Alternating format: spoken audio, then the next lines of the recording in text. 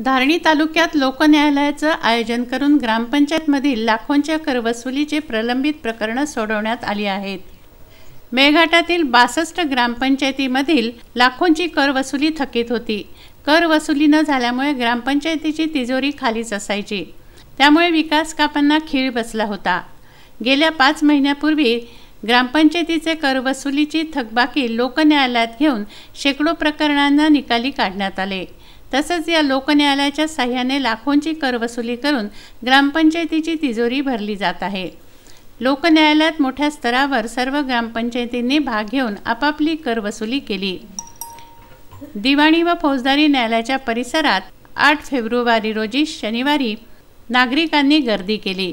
पुढेही गटविकास अधिकारी महेश पाटील यांच्या मार्गदर्शनाखाली लोकन्यायालय भरवून वसुली केली जाईल असं ग्रामसेवकांनी सांगितलं आहे।